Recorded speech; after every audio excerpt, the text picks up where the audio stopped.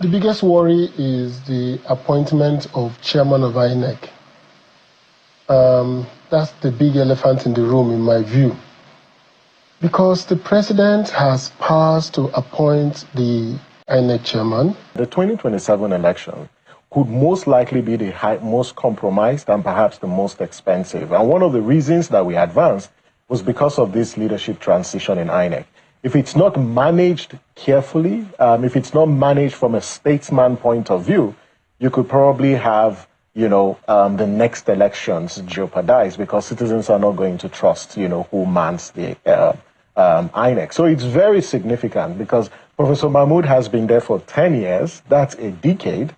And his exit, leaves a lot of vacuum. They made a simple solution, according to the report, that they will print 2 original from EC8As. Give one to the APC, that's what the report says, and they will preload it, and that's the one they will upload to the IRF. And when you come to go to court, the one INEC will certify is the one that was preloaded, because they are the makers of the document. So they won't certify the one that happened in the field. You get my point? INEC came on board. They work closely with the Ijo ethnic nationality, the Robo ethnic nationality, and the Shekiri ethnic nationality. Till date, INEC is yet to announce and implement their field report. And we are aware that the INEC have also announced that there's going to be an ongoing voters registration exercise. For us, this is wrong and this is uncalled for. Civil society groups and organizations, do we have knowledge of the constitutive legal instruments that underpins the appointment of the chairman, national commissioners, and resident electoral commissioners? If we don't know about the constitutional provisions for these appointments, of course, we will not know when these appointments are made. I'm really happy that this was brought out. If you don't know when national commissioners are appointed and when national commissioners exit, how can you be of any use in terms of the appointments?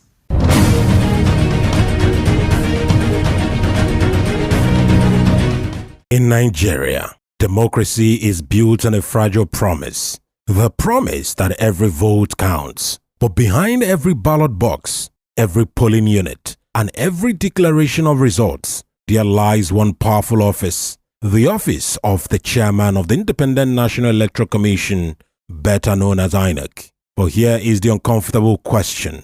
How independent is INEC when a president, a contestant in the same elections, holds the constitutional power to appoint its chairman? This is the heart of Nigerians' democratic puzzle. If the referee of the game is chosen by one of the players, can the match ever be truly fair? To understand the crisis of credibility that haunts Nigerians' elections, we must explore the appointment of the INEC boss, its effect on our democracy, and how the people can finally take back ownership of their election.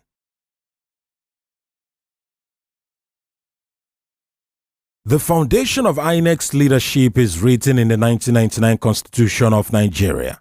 Section 154 gives the president the exclusive power to appoint the chairman of INEC, subject to confirmation by the Senate.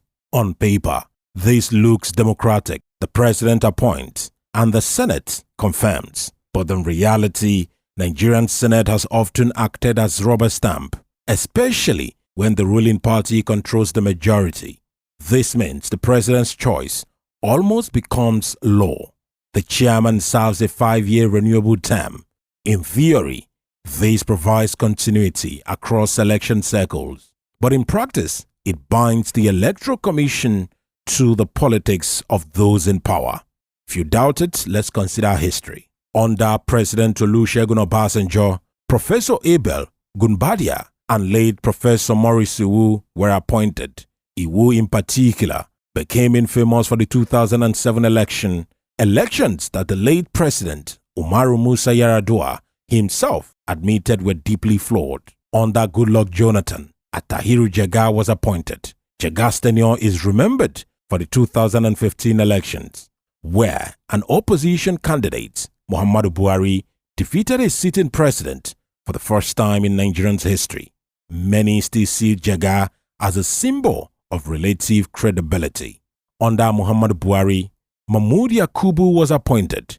His tenure oversaw the 2019 and 2023 elections, both marred by allegations of manipulation, irregularities, logistical chaos, and distrust, despite promise of technology like beavers. Each appointment reflects the political climate of the time, and each chairman, whether fair or biased, shaped the destiny of Nigeria's democracy. And the truth at this point is simple: who appoints the umpire truly matters.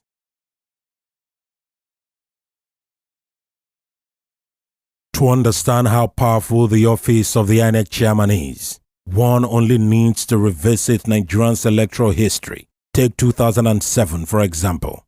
Maurice Iwu was the INEC boss. That year, Nigerians witnessed one of the most chaotic and discredited elections in our history. Ballot boxes were snatched in broad daylight. Results were announced while voters were still in line. International observers declared the process deeply flawed. Yet, Umaru Musa Yar'Adua emerged as president. Ironically, Yar'Adua admitted the elections were rigged, a confession that highlighted how compromised the process had been. Fast forward to the next election cycle. Under Tahiru Jega, Nigeria attempted reforms. The introduction of voters' register and stricter monitoring gave citizens a glimmer of hope, but post-election violence still claimed over 800 lives. A reminder that credibility is not just about fairness, but also about perception. Then came the 2015 election. Jega surprised what many still describe as Nigeria's fairest election. Technology was deployed, and for the first time, an incumbent president, Goodluck Jonathan, was defeated. Nigerians believed their votes counted. Jonathan's famous phone call conceding defeat to Buhari became a symbol of democratic maturity. But the lesson here was clear. The perceived neutrality of the INEC boss gave the process legitimacy. Under Mahmood Yakubu, however, trust began to erode. In 2019, the last-minute postponement of elections shocked faith in the system. In 2023, despite promises of beavers and IREF transparency, Nigerians were left disappointed as results were uploaded inconsistently. Court battles followed.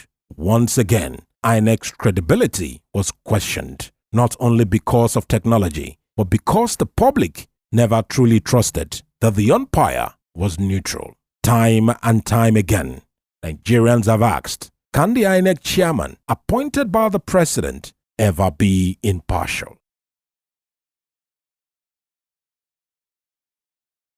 Nigeria is not alone in grappling with this question. Around the world, democracies have developed different systems to appoint electoral umpires. In South Africa, for example, the members of the Independent Electoral Commission are appointed by the president, but not unilaterally. They are selected from a list prepared by a panel that includes the Chief Justice, leaders of political parties, and representatives of civil society. This creates balance. In India, the Election Commission is appointed by the president, but that tradition, the choice is made in consultation with both the ruling party and the opposition. This ensures the appointee is not seen as a puppet of government. In Ghana, the president also makes appointment, but constitutionally safeguards and strong public trust have made the Electoral Commission more credible in the eyes of Ghanaians. Even in the United States, where elections are decentralized, officials responsible for elections at state levels are often elected themselves, giving the people direct control over their electoral managers. Compared to these examples, Nigeria stands out. Here, the president enjoys nearly total control over who leads INEC. There is no institutional balance, no mandatory input from the judiciary, no meaningful role for the opposition. The result is a system where independence exist only in name and not in reality.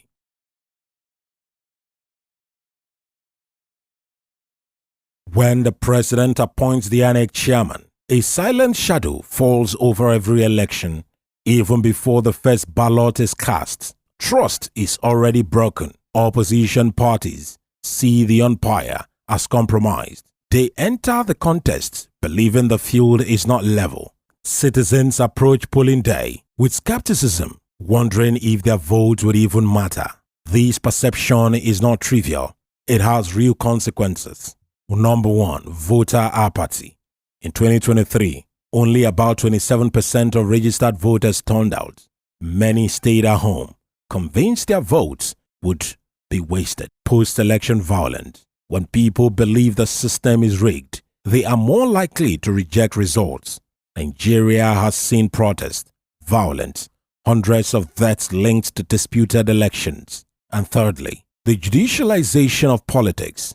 Elections no longer end at the ballot box, but in the courtroom. Almost every major Nigerian election now ends in petitions and Supreme Court rulings. Why? Because no one trusts INEC's neutrality. Again, the issue of weak governance. Leaders who emerge from questionable elections struggle to command legitimacy. Citizens see them as products of manipulation and not popular will. And this is the true damage. Not just flawed elections, but a democracy permanently tainted by doubts.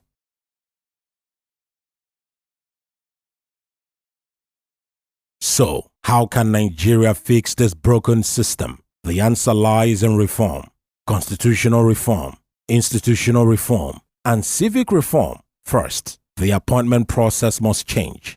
The power to choose the INEC chairman cannot remain solely in the hands of the president. Nigerians deserve a multi-stakeholder model where candidates are nominated by a panel that includes the judiciary, professional bodies, civil society, and representatives of both ruling and opposition parties. Second, the Senate role must be strengthened. Confirmation hearing should not be ceremonial. They must be rigorous, transparent, and bipartisan. Nigerians should be able to watch, question, and hold senators accountable for who they endorse. Third, civil society must rise. Just as the Not Too Young to Run movement changed the constitution, Nigerians can rally around a new cause. Reform INEC, citizens, activists, and the media must demand structural change, not just technological promises. And finally, Nigerians themselves must stay engaged. Democracy is not a spectator sport. If the people do not push for change, politicians will never willingly surrender control over INEC. The truth is simple. If Nigerians want credible elections, they must fight for a credible umpire.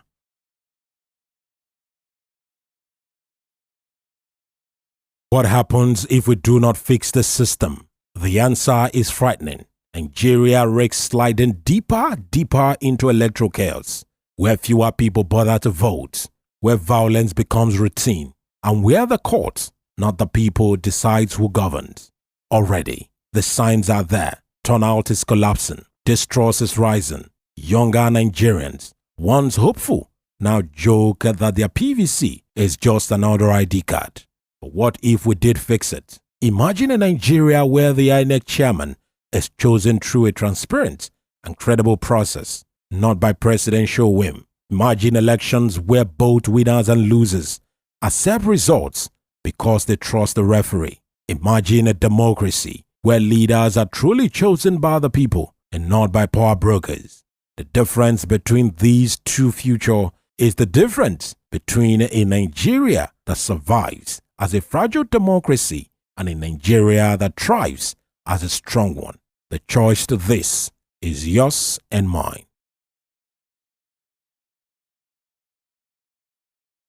At the heart of every democracy lies a simple truth. The people must be able to choose their leaders freely and fairly. But in Nigeria, that truth has been hijacked by a system where the president appoints the very person meant to ensure fairness. This is not just a technical flaw. It is a foundation of Nigeria's electoral crisis. The independence of INEC is not about laws written on paper. It is about trust. It is about whether the Nigerian voter believes that his or her voice matters. If Nigeria wants real democracy, they must demand reform. They must demand a system where INEC is truly independent, not of name, but of practice. Because in the end, the independence of INEC is the independence of the people's voice. And without that voice, democracy itself is nothing but an illusion.